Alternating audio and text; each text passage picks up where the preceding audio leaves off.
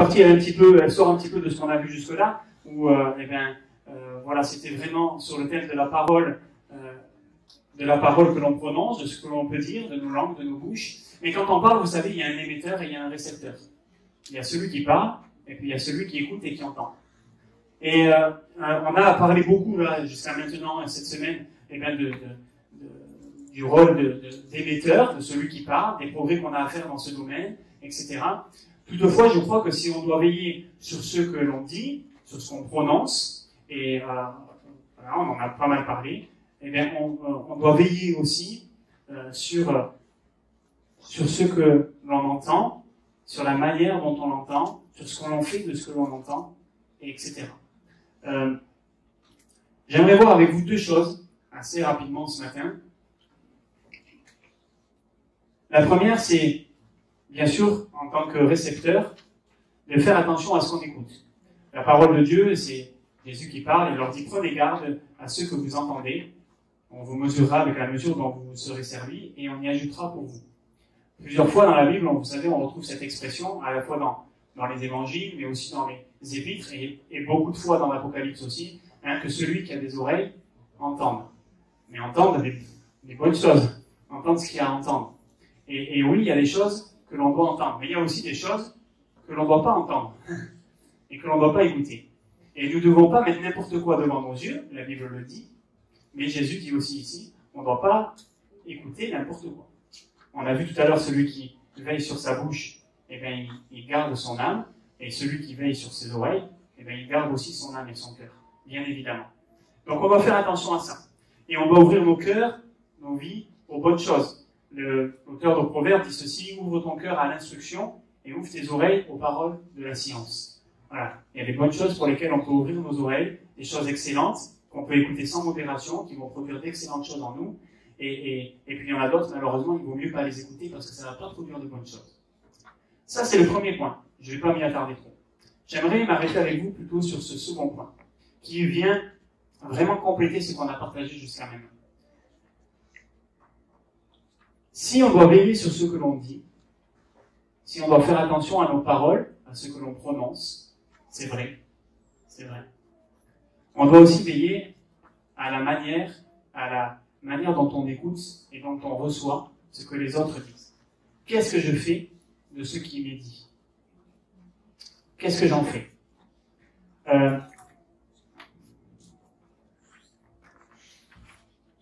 On est tous et toutes fait un petit peu pareil, quand même. On est dans la même patte. Donc voilà, on a une sensibilité, on a une éducation, on a peut-être des choses qui nous choquent, des choses qui nous interpellent. Il y a des choses qui ont un impact dans nos vies, je parle dans les paroles, puis d'autres qui vont en avoir moins. Ça dépend de chacun de nous. Mais on est tous fait un petit peu pareil, c'est-à-dire qu'on a tous ce même mode de fonctionnement. Nous devons veiller à la manière dont on écoute et dont on reçoit ce qui nous est dit autour de nous. Parce que c'est notre responsabilité de ne pas faire n'importe quoi avec ce qu'on entend. Et là aussi, je crois qu'on est autant responsable de ce qu'on fait avec ce que les autres nous disent, on est autant responsable de ça que de ce que l'autre va nous dire. Si l'autre va nous dire un peu n'importe quoi, c'est sa bouche, c'est son problème. Qu'est-ce que moi je vais faire de ça si c'est n'importe quoi? Et ce qu'il me dit, c'est peut-être pas ce qu'il faudrait. Qu'est-ce que j'en fais? Donc on a vu, il y a d'excellentes choses, c'est bon de repasser sur nos cœurs, il y en a d'autres, c'est pas forcément bon. Et il y a ce verset dans le livre des Proverbes, il y en a d'autres, mais j'avais envie de citer celui-là, qui est un verset où il est dit « Comme des pommes d'or sur des ciselures d'argent, ainsi est une parole qui est dite à propos. » Ça, c'est extraordinaire. Comme un anneau d'or et une parure d'or fin, ainsi, pour une oreille docile, est le sage qui réprimande. Ici, parler à propos, c'est une source de bénédiction, mais pour que la personne reçoive la réprimande, et que cette réprimande, elle soit une parure d'or fin, il faut que l'oreille soit une oreille docile. On a parlé un petit peu de la docilité dernièrement, là aussi, mais je ne vais pas trop m'y attarder ce matin non plus, c'est pas le but. Mais la réprimande, c'est un bijou, c'est un trésor. Hein. C'est une parure d'orphin, c'est un anneau d'or, donc c'est un bijou, c'est un trésor, c'est une richesse pour celui qui a une oreille docile. La manière dont on écoute et dont on reçoit, dont on reçoit ce qui nous est dit, eh bien ça change les choses. Alors c'est valable pour ce qui vient de Dieu, attention à ce qui vient de Dieu, et puis c'est valable aussi pour ce qui vient des autres. C'est-à-dire s'il y a des choses bonnes, excellentes à prendre, etc., eh bien il nous faut les prendre. Puis s'il y a peut-être des choses à laisser, eh bien, il nous faut peut-être les laisser, ça on est d'accord. Mais une oreille qui est docile, c'est une oreille qui ne reçoit pas les choses avec de la rébellion, avec de la... Voilà, mais qui reçoit les choses de manière docile, voilà. On ne doit pas se laisser avoir par l'ennemi, je crois, qui cherche à nous diviser, qui cherche à utiliser les paroles des autres, et même les paroles de nos frères et nos sœurs, et même les paroles du pasteur, et même les paroles de Dieu, parce que c'est ça que fait l'ennemi, pour nous diviser, pour nous monter les uns contre les autres, pour nous faire du mal, pour nous amener à pécher. Satan a utilisé les paroles de Dieu même pour tenter Jésus, pour tenter Adam et Ève dans le jardin. Et parfois, eh bien, vous savez, on peut mal utiliser, on peut mal employer même les versets de la Bible, vous le savez comme moi. Nous devons veiller à ce que l'ennemi ne nous fasse pas tomber dans le piège de saisir les paroles des autres et d'en faire une mauvaise chose, peut-être une excuse, parce que des fois, c'est ça qu'on entend. Oui, mais un tel m'a dit ça, une telle m'a dit ça, alors voilà. Et du coup, on se rassure avec ça et on se conforte dans une décision qui n'est pas la décision, qui n'est pas la volonté de Dieu et qu'on sait. Et il y a des choses, on doit faire attention, parce que Dieu nous a donné des choses, et même si un frère, une sœur, il nous a dit des choses très clairement dans sa parole, et même si un frère, une sœur, ou même si un pasteur vous dit quelque chose qu'il faut pas, il n'aurait pas dû vous dire, ça arrivera peut-être, et je m'en excuse, mais ne passez pas à côté de ce que Dieu veut, à cause de ça. Ne tombons pas dans le piège de l'ennemi. Je vous dis ça, frères et sœurs, et j'ai fait couper la caméra, parce que dans toutes les églises, même si l'église de Périgueux est la plus belle église de France, amen, je le crois, sans aucun doute, mais dans toutes les églises, ce qui cause le plus de problèmes est souvent lié à la parole. Alors, ça rejoint d'autres domaines, etc. Mais les plus gros soucis qu'il y a dans les églises sont des problèmes de parole. Oui, mais j'ai été blessé, un tel m'a dit ça, un tel m'a dit ça, une telle m'a dit ça, etc. Et c'est quelque chose de terrible. C'est quelque chose de terrible, mais c'est une réalité. Et je dis pas que c'est pas vrai ou que c'est pas justifié. Parce que je crois que des fois il y a des quiproquos, mais je crois aussi que des fois, on a des paroles qui sont pas de bonnes paroles. Et on doit apprendre à veiller sur notre bouche. Mais vous savez ce qu'on dit? C'est que, le conflit, la dispute, la querelle, elle commence quand celui qui a été offensé, il répond. C'est-à-dire que quelqu'un m'offense, si je dis rien, il n'y a pas de conflit. Alors, on va en reparler, mais il n'y a pas de conflit si je dis rien. Par contre, si je commence à lui répondre, là ça peut aller loin, ça peut mal finir. Alors, qu'est-ce que je suis en train de dire? Je suis pas en train de dire qu'il faut que vous preniez sur vous et que peu importe ce qu'on vous dit, vous répondez rien et puis voilà. C'est pas ça le but non plus. Bien évidemment, comme on disait tout à l'heure, c'est pas non plus rendre service aux autres que de tout leur passer, mais c'est premièrement pour soi. Être capable de pardonner à l'autre, être capable de voilà, c'est quelque chose d'extraordinaire déjà pour soi, premièrement. Mais si on veut éviter les conflits, la meilleure chose à faire, c'est vrai, il faut être honnête, la meilleure chose à faire, c'est d'être capable de pardonner à l'autre et de dire, il m'a dit ça, elle m'a dit ça. Écoute Seigneur, si c'était justifié, je me remets en question. Si ça l'était pas, voilà. Si c'était juste quelque chose qui était sorti comme ça et tout, on ne sait pas d'où ça vient, ni Adam ni Ève, pour reprendre une expression, Seigneur, j'en fais pas cas. Je pardonne, c'est pas grave, c'est mon frère, ma soeur, c'est pas ça qui va me faire tomber dans le piège de l'ennemi. Alors, je sais que ce que je dis là, c'est peut-être pas évident, je sais que, alors encore une fois, il faut être équilibré dans tout ça. Je vous disais tout à l'heure, et je vais vous citer ce texte, on va en reparler. Non, je vais pas le citer maintenant. Mais c'est un des pièges, c'est ça, c'est de saisir les paroles de l'autre et de se servir de ces paroles pour faire quelque chose qu'on sait être contre la volonté de Dieu. Je prends un exemple tout simple. certains ne viennent plus à l'église. Parce qu'ils ont été blessés. Et on peut le comprendre. Hein. Mais c'est dommage parce que c'est eux qui sont punis en premier. Ils se punissent eux-mêmes. Certains vont refuser de prendre part à certains services, de s'investir dans certains services, de servir le Seigneur dans peut-être ce qu'ils ont reçu de la part de Dieu, parce que, eh ben, ils ont été blessés dans le passé, parce que les frères et sœurs leur ont dit des choses, etc. Quel dommage! Alors bien sûr, c'est la responsabilité des frères et des sœurs qui ont dit des bêtises. Bien sûr, ils devraient se remettre en question, nous on doit veiller sur notre bouche. Mais soyons aussi de ceux et de celles qui sont capables de dire, ben non, Seigneur, je ne me laisserai pas avoir par des paroles peut-être méchantes, mais le plus souvent, c'est pas méchant. Le plus souvent, c'est maladroit. Le plus souvent, c'est des paroles qui sont pas mesurées. On ne prend pas la mesure de ce qu'on dit. Et bien sûr, on a un travail à faire là-dessus. Mais aussi, quand on est auditeur, on a un travail à faire sur ce que l'on entend.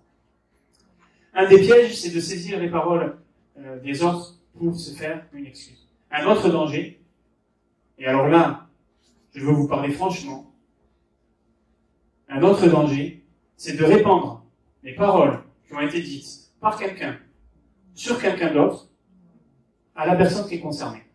Alors ça, je vous avoue, honnêtement, frères et sœurs, que c'est quelque chose que je ne comprends pas. Honnêtement. Et je ne dis pas ça pour vous, hein, je le dis pour moi aussi, hein, on est tous dans le même bateau. Hein. Mais je crois qu'on ne réalise pas la portée de ça. On parle de la rumeur, on parle des ragots, on parle de... Appelez ça comme vous voulez, mais vous savez, celui qui répand la rumeur, il est autant responsable que celui qui l'a lancé. Hein. Ça, c'est clair. Mais nous, en tant qu'enfants de Dieu, parce qu'on n'est pas la concierge de l'immeuble, on est enfants de Dieu. Comment, en tant qu'enfant de Dieu, on est capable d'entendre un frère et une sœur qui nous dit quelque chose que peut-être il n'aurait pas dû nous dire. Ça, c'est sa responsabilité. Mais comment nous, on est capable de prendre ça et d'aller le répéter à quelqu'un d'autre et voir à la personne qui est concernée en lui disant, tu sais, un tel et tel, il m'a dit ça sur toi. Frères et sœurs, je ne peux pas croire que ce soit animé par de bons sentiments. Ou en tout cas, on s'en rend pas compte. Mais derrière, réalisons qu'est-ce que ça produit, qu'est-ce que ça engendre. Alors, encore une fois, je le redis vraiment, je ne veux pas être dur ce matin. C'est vraiment pas un jugement. Mais faisons un pacte avec notre bouche, frères et sœurs.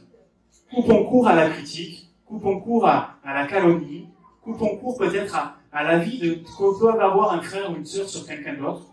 Eh bien, c'est leur avis, ils le partagent avec nous. Ben, écoutez, c'est son droit, à la limite, et peut-être qu'il ne devrait pas, mais ça, c'est sa responsabilité. Mais nous, frères et sœurs, il est de notre responsabilité de faire taire cette critique. Et le meilleur moyen de la faire taire, c'est de pas la propager. C'est de rien dire. La solution, bien aimé, c'est l'amour. C'est l'amour. Il n'y en a pas deux. Il n'y en a qu'une. Pour moi, la solution, c'est l'amour. La Bible nous dit que l'amour parfait, l'amour de Dieu, hein, la charité, elle ne soupçonne pas le mal. Si déjà, quand votre frère, votre sœur vous dit quelque chose et que vous dites, non, mais là, il ne pense pas à mal. Ça me fait mal. Je pense qu'il n'a pas fait exprès. Si déjà vous vous dites ça, ça va vous éviter des difficultés. Il ne soupçonne pas le mal. J'aime mon frère, ma sœur. Bon, je ne soupçonne pas le mal. Je suis sûr qu'il n'a pas dit ça pour me blesser. Il n'a pas dit ça pour... voilà. Si c'est le cas, encore une fois, c'est son problème. Enfin, voilà, c'est sa responsabilité. Et là encore, je le redis, rien ne nous empêche, si on le sent, mais dans son intérêt à lui, pas dans le nôtre, d'aller le voir, comme la Bible nous enseigne, entre lui et nous, et pas par 10 personnes interposées, et de lui dire, mon frère, ma sœur, tu as dit ça, tu n'as peut-être pas réalisé, mais ça m'a blessé. Et je voulais que tu le saches. Pour toi, pour que peut-être tu fasses attention, ou voilà. Mais voilà. Alors, le mieux, c'est de rien dire. C'est vrai si on en est capable. Mais c'est bien aussi des fois de le dire. Donc, là encore, je ne fais pas une règle absolue. Mais voilà, c'est la première chose. L'amour, il ne soupçonne pas le mal. Alors, je sais qu'il ne pensait pas à mal en disant ça. Je suis sûr qu'il ne pensait pas à mal. La deuxième chose, l'amour, il nous a dit aussi, il excuse tout. Bon, ben voilà, je lui pardonne. Peu importe ce qu'il a dit, je lui pardonne. Pas toujours évident, mais c'est l'amour. L'amour, il couvre une multitude de fautes, et même, là, ici, il nous a dit, il excuse tout. Il croit tout, hein. Voilà, il s'irrite pas, il s'enfle pas d'orgueil, il n'est pas envieux, il cherche pas son propre intérêt, il fait rien de malhonnête. Donc quand on aime, eh bien déjà, ça va beaucoup nous aider. À la fois dans ce que l'on dit, et aussi dans ce qu'on entend. Ça va énormément nous aider. Quand on est rempli de l'amour de Dieu. Alors, bien sûr, si on en revient à ça, l'amour de Dieu, c'est encore une fois le fruit du Saint-Esprit. Hein. Mais je veux quand même équilibrer la chose. Ça ne veut pas dire qu'on doit tout laisser passer. Ça ne veut pas dire qu'on doit tout accepter. Mais c'est clair. Ça, c'est clair et net. Dans la Bible, prouvez-moi le contraire. Si on ne doit peut-être pas tout accepter et tout laisser passer, on doit tout pardonner. Ça, c'est évident. On doit tout pardonner.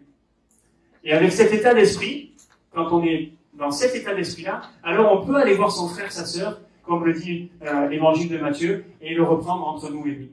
Quand on y va dans cet état d'esprit-là. En disant, ben voilà, moi j'y vais, mais je lui prête pas de mauvaises intentions. Je lui ai pardonné, j'excuse tout. Je lui en veux pas, j'ai pas de mal, c'est pas envieux ce que je vais faire, c'est pas malhonnête, c'est pas, etc. Je l'aime, c'est mon frère, c'est ma sœur. Il a dit quelque chose qu'il n'aurait pas dû dire, il a péché contre moi, j'y vais entre lui et moi, et je le reprends. C'est-à-dire, je lui dis les choses avec douceur, on l'a vu, avec justice, avec vérité, avec amour. Et là, je crois que bien évidemment, il est toujours possible que l'autre réagisse mal, bien sûr. Mais je pense que déjà, ça va empêcher beaucoup de difficultés. Quelqu'un me calomnie, quelqu'un me critique, quelqu'un m'accuse à tort, ça ne me fera pas m'éloigner de la volonté de Dieu. Ce que Dieu veut, c'est qu'on soit un. Et je ne veux pas me faire avoir. Je ne veux pas me faire avoir. Ni par mon frère, ni par ma sœur, parce que il s'est loupé là dans ce qu'il m'a dit. Ni par mon pasteur, parce que le pasteur il soupe aussi. Ni par je ne sais pas qui me dit quelque chose sur l'église. Je ne veux pas me faire avoir, ni par moi-même. Je ne veux pas me faire avoir. Je veux rester dans ce que Dieu veut. Et ce que Dieu veut, c'est qu'on soit un, qu'on ait un même sentiment, que, on soit unis, et qu'il n'y ait rien qui nous divise. C'est ça que Dieu veut, oui ou non? Ah oui, c'est écrit, hein? C'est écrit. Donc on doit bien comprendre ça. J'ai terminé, mais je reviens juste sur ce verset, je ne l'ai pas écrit, non, je ne l'ai pas écrit. Bon, avant de faire la conclusion, je reviens juste sur ce verset qu'on a lu tout à l'heure, où il était dit, dans ce qu'on a lu dans l'évangile de Marc, au chapitre 4, prenez garde à ce que vous entendez, et après vous avez lu, on vous mesurera la mesure dont vous vous êtes servi, et on y ajoutera pour vous. Donc, là, on voit que, juste une chose, c'est que parfois, nous, on est l'offensé, mais parfois, nous, on est l'offenseur.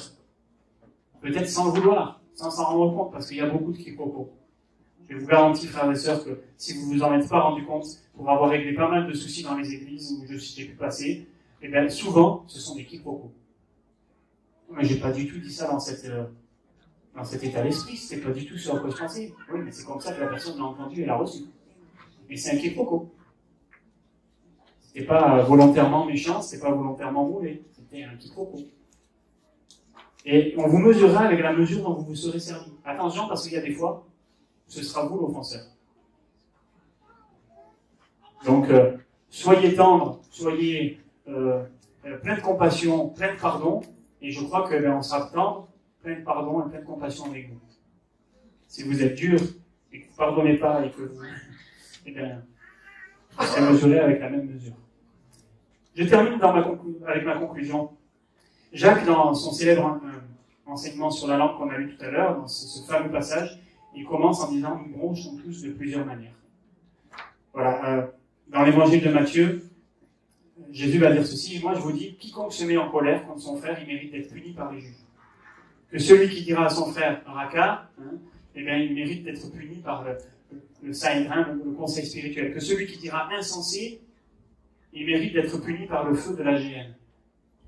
Donc, si tu présentes ton offrande à l'Éternel, à l'autel, et que là, tu te souviens que ton frère a quelque chose contre toi, laisse ton offrande devant l'autel, va d'abord te réconcilier avec ton frère, puis viens présenter ton offrande. On va prendre la Sainte Seine dans un instant, frères et sœurs. Je m'excuse, j'ai été un peu plus long, je vous avais prévenu, je vous avais dit que ce n'était pas une promesse. Mais on va prendre la Sainte Seine, et frères et sœurs, dans la Sainte Seine, vous savez, on prend un même pain, on est dans un même corps, etc. Et dans la Sainte Seine, mais dans ce qu'on a partagé aujourd'hui et toute cette semaine dans nos paroles, etc., je crois que c'est bon de se remettre en question et de dire, Seigneur, peut-être que j'ai blessé quelqu'un sans m'en rendre compte. Mais peut-être aussi j'ai quelque chose contre mon frère, ma sœur, et je le sais. Et je sais, ou je sais que lui a quelque chose contre moi. Je le sais. Parce que quelqu'un m'a dit, parce que machin, peut-être qu'il n'aurait pas dû, mais bon. Mais je le sais. Mais je ne veux pas, Seigneur, que ça dure. Soit, ça vient de moi, et je peux, et je suis capable, et j'ai envie, Seigneur, de pardonner et de passer à autre chose, etc. Voilà. D'accord, ça c'est votre responsabilité. Soit je sais que c'est l'autre qui a un souci à régler, et je ne veux pas laisser passer ça. Je ne veux pas me contenter de ça. Mais je veux déposer là mon offrande, je veux déposer mon cœur, ma vie là. L'offrande c'est nous, hein. Je veux déposer ce que je suis, Seigneur. Et avant de te l'offrir, je veux aller voir mon frère, ma sœur. Je veux aller voir la personne qui en a contre moi et je veux m'expliquer et je veux qu'on se pardonne et je veux que ça change. Bien sûr, la Bible nous dit, autant que ça dépend de vous, soyez en paix les uns avec les autres. Bien sûr, il y a des fois peut-être, l'autre ne voudra pas. Dans ce cas-là, j'allais dire, on est dégagé de notre responsabilité. Mais, est-ce que tu as au moins fait la démarche? Est-ce que tu as au moins essayé? Est-ce que, autant que ça dépend de toi, tu as voulu et tu as désiré être en paix? Frères et sœurs, dans nos paroles, nous devons veiller à ce que l'on dit. Nous devons veiller à ce que l'on entend et à ce qu'on fait de ce qu'on entend. Et si on l'a pas fait jusqu'à maintenant, ou si peut-être, des fois, ça nous arrive, on a faibli dans ce domaine, d'une manière ou d'une autre, et que, ça a généré un conflit, ça a généré une dispute, ça a généré un problème avec un frère ou une sœur, je veux avoir, Seigneur, la droiture, l'honnêteté, l'entièreté d'aller le voir, et de m'expliquer avec lui et de me demander pardon. On va courber nos fronts un instant, on va prier. J'invite les frères et sœurs qui ont été désignés pour distribuer le repas du Seigneur à s'approcher. On va prier. On va prier, et j'aimerais qu'on se lève, s'il vous plaît. J'aimerais qu'on se lève ensemble.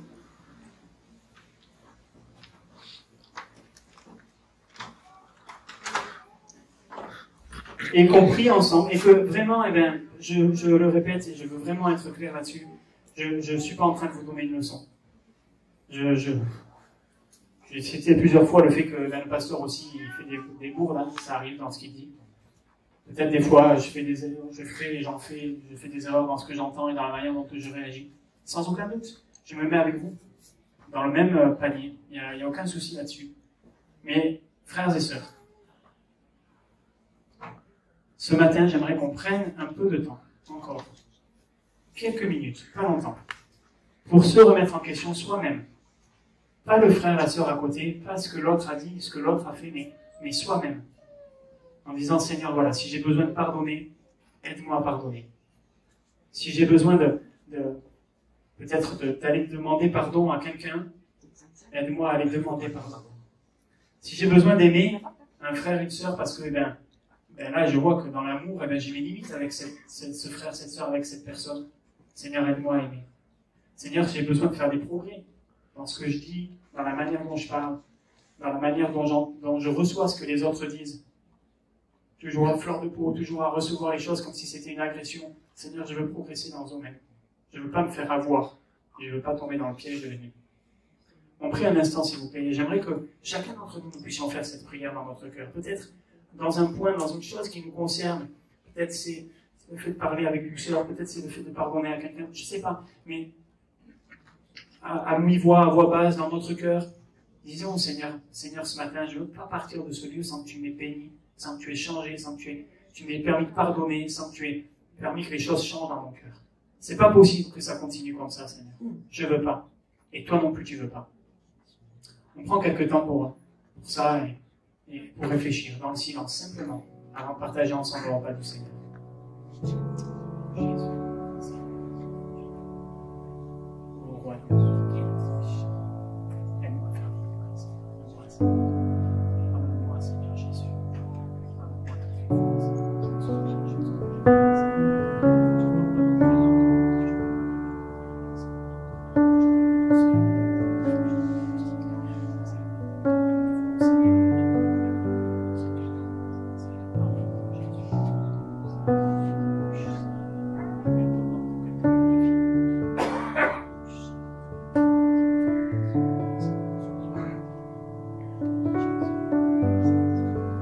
Père Céleste, nous sommes devant toi humbles, Seigneur, dans l'humilité profonde, reconnaissant que dans ce domaine, comme dans bien d'autres, sans toi, on ne peut rien faire, Seigneur. Nous voulons te prier pour notre Église ici. Tu vois, Seigneur, peut-être les choses qui remontent, les choses qui sont du passé, les choses qui font que, aujourd'hui, au milieu de nous, il y a encore peut-être des disputes, peut-être des animosités, peut-être des querelles, Seigneur. Peut-être des gens avec qui c'est difficile. Seigneur, ce matin, nous voulons te demander pardon. Pardon pour ces mauvais sentiments. Pardon, Seigneur, pour les mauvaises paroles que nous avons pu prononcer. Pardon, Seigneur, pour les fois où peut-être on a mal réagi à ce qu'un frère ou une sœur nous disait. Seigneur, nous te demandons pardon et nous nous humilions ce matin devant toi. Nous repentons, Seigneur. En nous repentant parce que nous réalisons que c'est pas à ta gloire. Mais Seigneur aussi, nous venons vers toi plein d'espoir, Seigneur. Parce que nous savons que tu es celui qui veut relever, celui qui veut nous aider à pardonner et celui qui veut faire de nous une source de vie par nos bouches, Seigneur. Celui qui veut faire de nous, de nos bouches, cette plume, la plume d'un habile écrivain. Seigneur, tu veux nous utiliser et te servir de nous. Et merci, mon Dieu, parce que tu es celui qui, non seulement, convainc les cœurs, mais aussi celui, Seigneur, qui rétablit, qui restaure, celui qui réhabilite et qui est capable de pardonner, Seigneur, merci. Aide-nous à être comme toi. Aide-nous à avoir un même sentiment. Aide-nous, Seigneur, à pas parler mal, à parler injustement, à pas parler faussement, à pas parler durement, Seigneur, mais à être comme toi, tu l'étais, parfait en tout point et parfait dans nos paroles, sans broncher, Seigneur.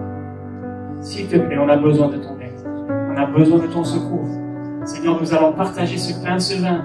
Nous allons prendre, Seigneur, ces emblèmes qui nous rappellent que tu as tout accompli et que tu as tout accompli dans la perfection, Seigneur. Nous voulons aussi nous donner parfaitement à toi. Et en prenant ce pain et ce vin, nous souvenir, Seigneur, que tu es celui qui a payé le prix fort pour qu'on puisse non seulement être pardonné, mais qu'on puisse aussi être transformé. Alors, Seigneur, nous réclamons l'action de ton esprit. Transforme nos vies, Seigneur. En prenant ce pain et ce vin, nous nous unissons à toi, mais Seigneur aussi, nous réalisons que nous faisons partie de ton corps, Seigneur. Un corps qui est un, qui n'est pas divisé, qui n'est pas divisible. Seigneur, mais nous sommes tous des membres de ton corps. Et nous voulons l'être, le rester, le demeurer, Seigneur. Ne pas tomber dans les pièges de l'ennemi, mais rester encore de ceux et de celles qui, sont unis. Et ça, peu importe, peut-être parfois, les erreurs des uns et des autres. Seigneur, on a besoin de toi. Merci pour ton amour et ta grâce. Amen, Jésus. Alléluia. Alléluia, Jésus. Amen. Prenons ce pain et ce vin comme voilà, un souvenir, c'est vrai, mais aussi en disant, ben voilà, Seigneur, je me remets en question. Je m'examine moi-même. Et je veux pas oublier de discerner le corps de Christ. Seigneur, ton corps, c'est l'Église. C'est mes frères, c'est mes sœurs, c'est moi. On est un corps. Et en prenant ce pain, ce vin, je réalise aussi que toi, tu as donné ton corps, mais que tu as fait de nous ton corps. C'est toi la tête. Et prenons ce pain et ce vin avec foi, croyant que c'est la coupe de bénédiction que nous chérissons. C'est le pain de bénédiction. Que Dieu bénisse nos cœurs, que Dieu bénisse nos frères, nos sœurs, que Dieu bénisse notre Église, encore et encore, qui nous aide à faire des progrès. Amen.